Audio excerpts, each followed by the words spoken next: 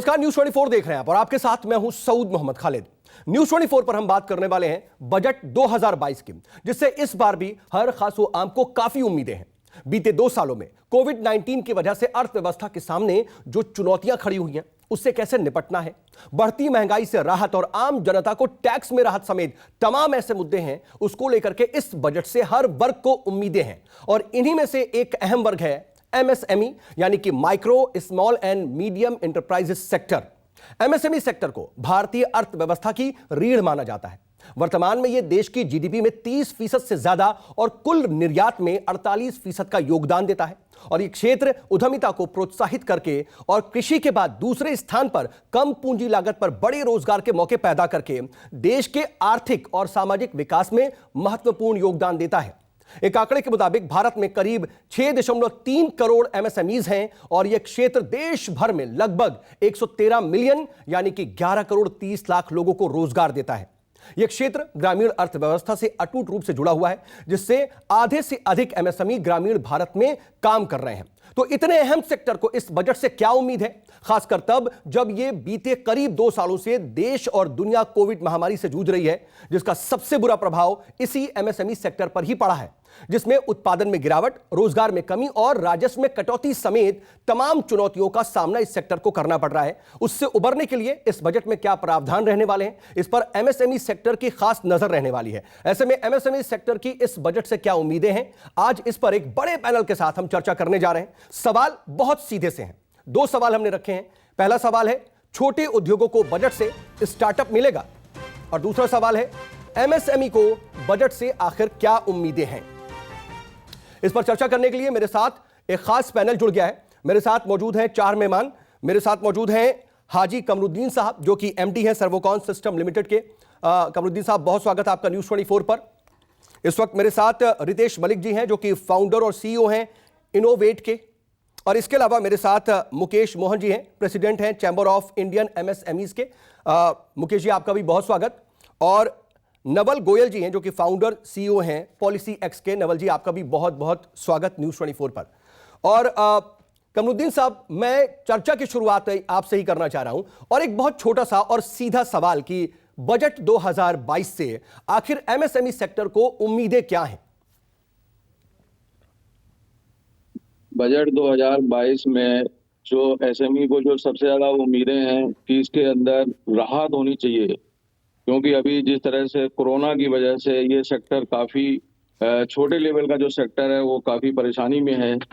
इसके लिए गवर्नमेंट को ये चाहिए कि कम से कम जो है जीएसटी में बदलाव होना चाहिए। जो अभी जीएसटी लग रही है, कुछ चीजों में काफी ज्यादा जीएसटी लग रही है, उसको थोड़ा सा राहत देना चाहिए। अभी आप देख रहे हैं जिस तरह से पेट्रोल की और दूसरी कीमतें बढ़ रही हैं, उसकी वजह से जो हमारी ढुलाई है, ट्रांसपोर्टेशन काफी महंगा हो रहा है। इसके अलावा भी रॉ मटेरियल भी काफी महंगा हो गया है। अगर हम कॉपर की बात करते हैं, हम ऑयल की बात करते हैं, लोहे की बात करते हैं, स्टील की बात करते हैं, तो हर एक चीज कम से कम डबल हो गई है। अभी मार्केट बहुत कॉम्पिटिटिव हो गया है, रॉ मटेरियल हमारा डबल हो गया है और बाजार में कंपटीशन भी बहुत ज्यादा है। अगर हमारे छोटे भाई अगर इसको रेट बढ़ाते हैं तो बाजार से आउट हो जाते हैं, इसलिए हमें मार्जिन बहुत कम करना पड़ रहा है। अगर हम मार्जिन ज्यादा रखेंगे तो हमारे पास ऑर्डर्स बिल्कुल नहीं आएंगे। तो रॉ मटेरियल को देखते हुए जो पहले मार्जिन मिल रहे थे वो मार्जिन अब बिल्कुल भी नहीं मिल रहे हैं। हमें इंडस्ट्री चलाने के लिए बहुत दिक्कत हो रही है। इसके लिए हमें ये कोशिश करना पड़ेगा कि हमें गवर्नमेंट इसमें ज्यादा से ज्यादा कुछ ना कुछ मदद दे, छोटे सेक्टर को मदद दे। ठीक है, आपने कई अहम बिंदुओं को टच किया और खासतौर पर जीएसटी की दरों को लेकर के आपने अपनी बात रखी। लेकिन रितेश मलिक जी, आप इसमें कुछ ऐड ऑन करना चाहेंगे या फिर आप इस बजट से क्या उम्मीद लगाते हैं, अगर आपकी नजर से मैं देखूं तो?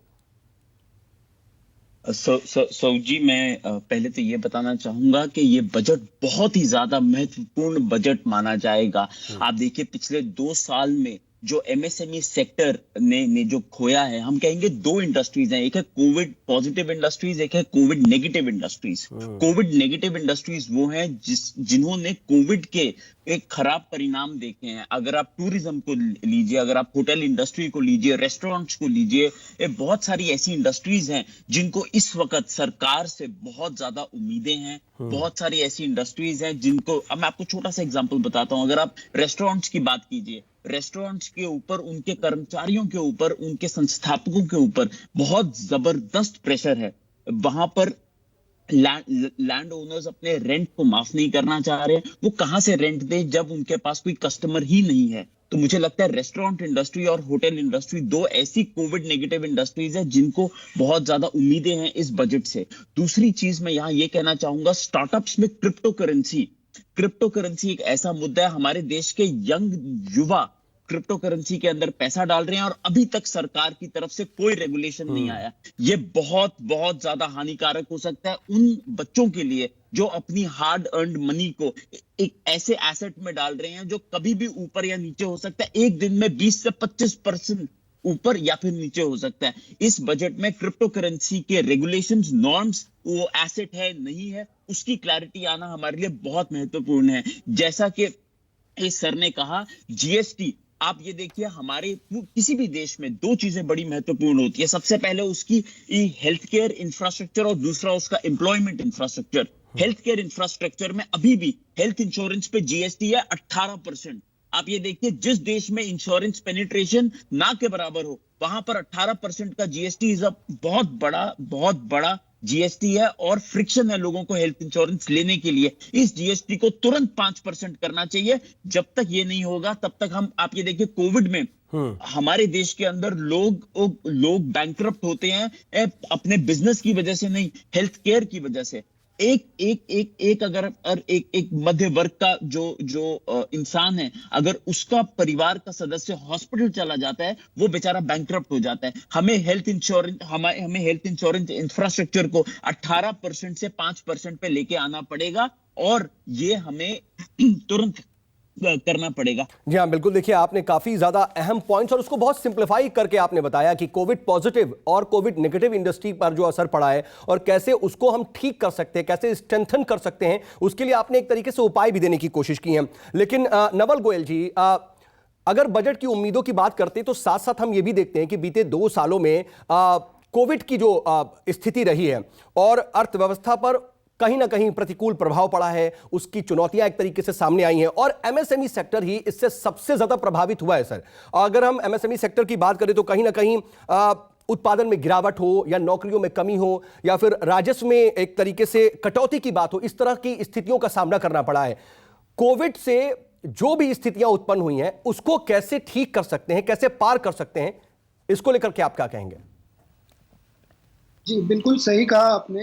काफ़ी चुनौतियों का सामना करना पड़ा है एमएसएमई सेक्टर को। स्पेशली इंश्योरेंस की अगर हम बात करें तो इंश्योरेंस में आपने देखा होगा कि इंडिया का पेनिट्रेशन लेवल इतना कम है।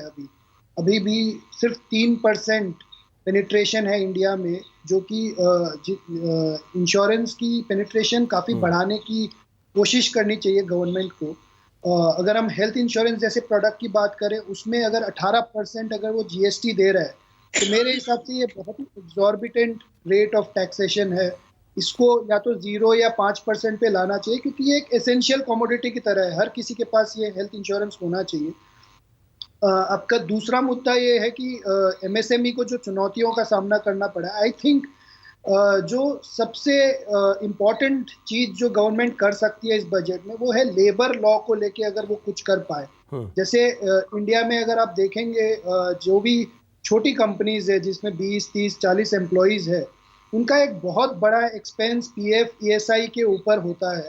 अगर इसमें से कुछ गवर्नमेंट इस बिल को पूरा फुट कर पाए या कुछ इसमें रिलैक्सेशन दे पाए, आई थिंक एमएसएमई काफ़ी इसमें एमएसएमईज को मदद मिलेगी। क्योंकि लेबर लॉज इंडिया में काइंड ऑफ एक तरफा है। मतलब एम्प्लॉयर कुछ भी नहीं कर सकता, बट एम्प्लॉई कहीं ना कहीं हर चीज़ का बेनिफिट उठा लेता है। तो डेफिनेटली इस पर्सपेक्टिव से लेबर लॉज को रिव्यू करना चाहिए और उसमें कुछ ना कुछ कटौती करनी चाहिए पीएफ, ईएसआई के कंट्रीब्यूशन को लेके। तो कुछ ये करने की ज़रूरत है। लेकिन मुकेश मोहन जी, आप प्रेसिडेंट हैं चैम्बर ऑफ इंडियन एमएसएमईज़ की, और जब हम सभी अपने मेहमानों से बात कर रहे हैं तो तमाम मुद्दों की और तमाम स्थितियों के बारे में वो अपनी राय तो रख रहे हैं।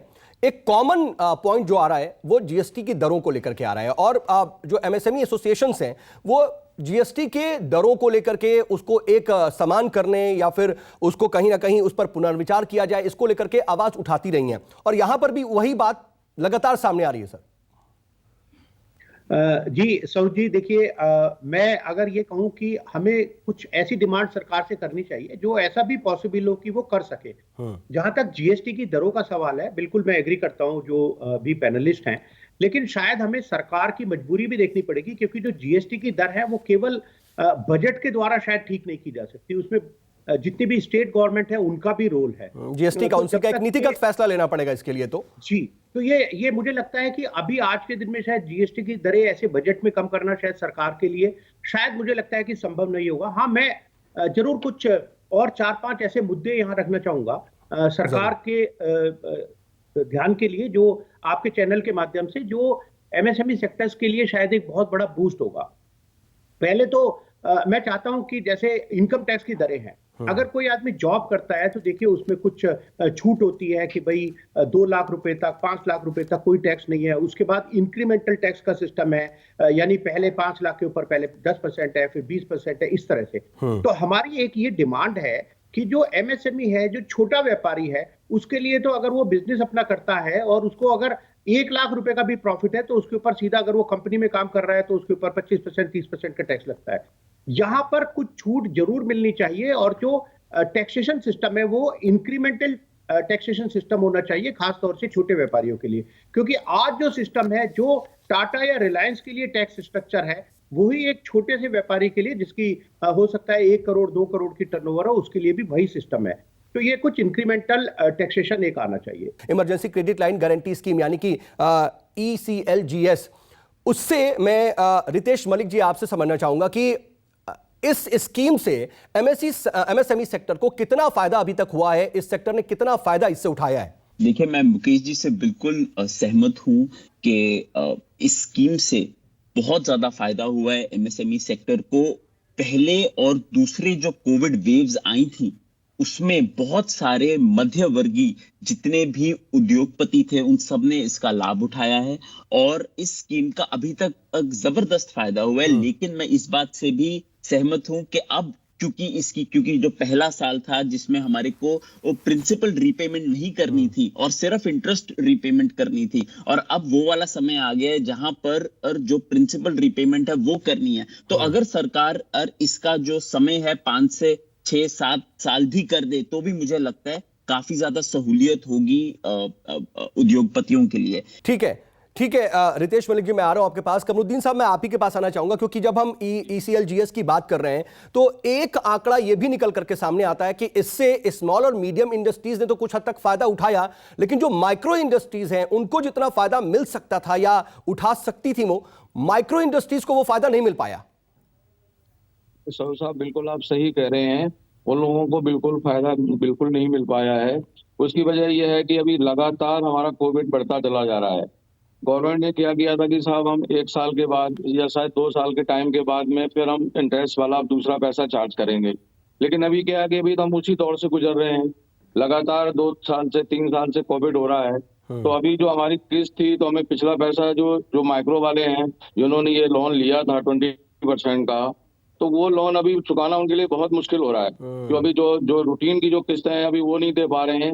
इसके अलावा जो पिछला पैसा है उसका बहुत ज्यादा अमाउंट लिया जा रहा है, क्योंकि उसको इन्होंने 3 साल में खत्म करना था।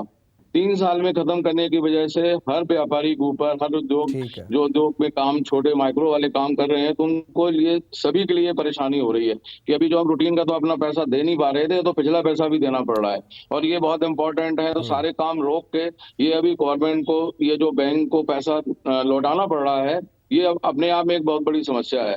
ठीक है, हमारी बिल्कुल सरकार समस्या है। और से- अब सरकार को इस तरफ भी देखना होगा कि अगर माइक्रो इंडस्ट्रीज इससे अछूती रह रही हैं एक बड़ी स्कीम से, तो उसको किस तरीके से फायदा पहुंचाया जाए। लेकिन नवल गोयल साहब, कई तरह की और परेशानियां हैं, जाहिर सी बात है आत्मनिर्भर भारत का भी कहीं ना कहीं एक सवाल है। इन सबके साथ साथ चीन पर जो निर्भरता थी वो भी कम हुई है, लेकिन इसमें एमएसएमई सेक्टर भी अपना कितना योगदान दे, इसको भी देखने की जरूरत है। लेकिन हाल फिलहाल में महंगाई बहुत ज्यादा बढ़ गई है, कच्चे मालों में बहुत ज्यादा कच्चे माल की कीमतों में इजाफा हो गया है, इसको कैसे डील कर रही है एमएसएमई सेक्टर? जी बिल्कुल, जो महंगाई बढ़ी है वो उसका काफ़ी हद तक कारण यही है कि जो फाइनेंशियल ईजिंग हुआ था, इंटरेस्ट रेट जो कम हुए थे, उसकी वजह से मार्केट में काफ़ी पैसा आ गया है लोगों के पास। और डेफिनेटली ये महंगाई आपको हर जगह दिखने को मिलेगी रेट्स में, और एम्प्लॉयमेंट के जो रेट्स बढ़ते जा रहे हैं, जो लेबर कॉस्ट बढ़ती जा रही है, वो भी काफ़ी हद तक एमएसएमईज को हिट कर रही है। तो डेफिनेटली ये महंगाई को कंट्रोल करने के लिए गवर्नमेंट को कुछ कदम उठाने चाहिए। इसके मेन तरीके तो यही है कि वो इंटरेस्ट रेट या तो थोड़ा बढ़ाए, बट उससे ये होगा कि एमएसएमई को फिर से प्रॉब्लम आएंगी, क्योंकि उनके इंटरेस्ट कॉस्ट बढ़ेंगे। तो ये कहीं ना कहीं बहुत ही बैलेंस स्ट्राइक करके चलने वाली चीजें हैं। आप एक तरफ ओवर डू नहीं कर सकते। जैसा कि हमने यूएस में भी देखा है, इन्फ्लेशन 40 साल का रिकॉर्ड तोड़ चुका है इन्फ्लेशन रेट। तो ये जो इन्फ्लेशन रेट है, इसको कंट्रोल करने का क्वांटिटेटिव ईजिंग को थोड़ा कम करना पड़ेगा और इंटरेस्ट रेट बढ़ाना पड़ेगा।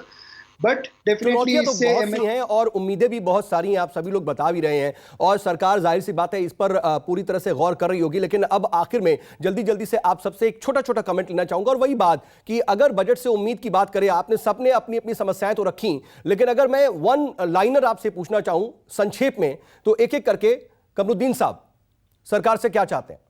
सरकार से हम ये चाह रहे हैं साहब, किसी तरीके से महंगाई पे कंट्रोल करें। महंगाई अगर कम होगी ना तो आम पब्लिक को बहुत बड़ा फायदा होगा। यही हमारी गुजारिश है कि जो बजट आए उसको महंगाई को ध्यान में रखते हुए बजट को दिया जाए, जिससे आम आदमी को फायदा हो। रितेश मलिक साहब जी, मैं ये कहना चाहूंगा कि टैक्सेशन के ऊपर जो इंडिविजुअल टैक्सेशन है, जो इंक्रीमेंटल टैक्सेशन है एमएसएमईज के लिए, उसके ऊपर जरूर सरकार को काम करना चाहिए। ओके, ठीक है। नवल गोयल साहब, मैं यही कहूंगा कि हेल्थ इंश्योरेंस पे टैक्सेशन को देखे, रिव्यू करे और उसमें कुछ कटौती करे। ठीक है। और मुकेश मोहन जी, आखिर में देखिए, वैसे जैसे सऊद जी मैंने तो कुछ चीजें बोली है, उसके अलावा मैं कहूंगा कि एक जो सबसे बड़ी समस्या है एक और, वो है जो अकाउंट एनपीए हो जाएंगे अभी इस वजह से। जैसे रितेश जी ने कहा कि काफी सारी जो कोविड पॉजिटिव समझिए जो एमएसएमईज हैं, उनका एक रीस्ट्रक्चरिंग का एक नया सिस्टम होना चाहिए। सरकार एक स्कीम लेकर आई थी, सबऑर्डिनेट डेट फॉर एनपीए और स्ट्रेस एसेट्स, उसमें 20,000 करोड़ का प्रोविजन रखा गया था, लेकिन मुझे लगता है कि उसमें 100 करोड़ से ज्यादा डिसबर्समेंट नहीं हो पाया। उस स्कीम को एक तरह से दोबारा से कुछ रीडिजाइन करना चाहिए। जो अवेयरनेस है एमएसएमईज में, वो एक बड़ी समस्या है। अवेयरनेस के लिए कुछ स्कीम लानी चाहिए, ताकि जो सरकार की स्कीम है, हर जैसे आपने कहा माइक्रो एंटरप्राइजेस को उसका फायदा नहीं मिला, ऐसा नहीं है कि सरकार या बैंक्स ने उसको देना नहीं चाहा, पर हो सकता है ये जो माइक्रो एंटरप्राइजेस है उनको अवेयर ही ना हो उन स्कीम्स के बारे में। अभी हमने एक एमएसएमई हेल्पलाइन नामक एक यूट्यूब शुरू किया है, जहां पर हम रीजनल लैंग्वेजेस में जो छोटी छोटी स्कीम्स हैं उनको बता रहे हैं। जितनी भी रीजनल लैंग्वेजेस है उनके में सिडबी की मदद से हम वो एक कोशिश, उससे लोग फायदा ले सकते हैं, इस सेक्टर के लोग। ठीक है, आप सभी हमारे साथ जुड़े और ये तमाम बातें आपने रखी, इसके लिए आपका बहुत बहुत शुक्रिया। तो पूरी कोशिश हमने की बातचीत करने की, और एमएसएमई सेक्टर की क्या मजबूरियां हैं, क्या परेशानियां हैं, इस वक्त क्या समस्याएं हैं और क्या चुनौतियां हैं, और सरकार से क्या उम्मीदें हैं, इस पर हमने वृहद चर्चा की। और उम्मीद है कि हर पॉइंट को हमने टच करने की कोशिश की है, सरकार तक भी ये बात पहुंचेगी, और उम्मीद है कि सरकार इससे संज्ञान भी ले रही होगी, और इससे कहीं ना कहीं कैसे निपटा जाए, उबरा जाए, इस पर बजट में कुछ ना कुछ प्रावधान होगा। बहुत शुक्रिया।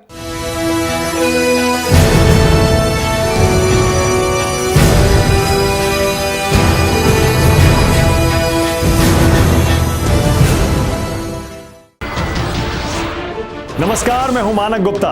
अगर आपको हमारा ये वीडियो पसंद आया हो तो इसे लाइक और शेयर जरूर करें, और हां, हमें सब्सक्राइब और फॉलो करना ना भूलें, ताकि आप देश और दुनिया की कोई खबर मिस ना करें। तो जुड़े रहिए हमारे साथ और देखते रहिए News 24।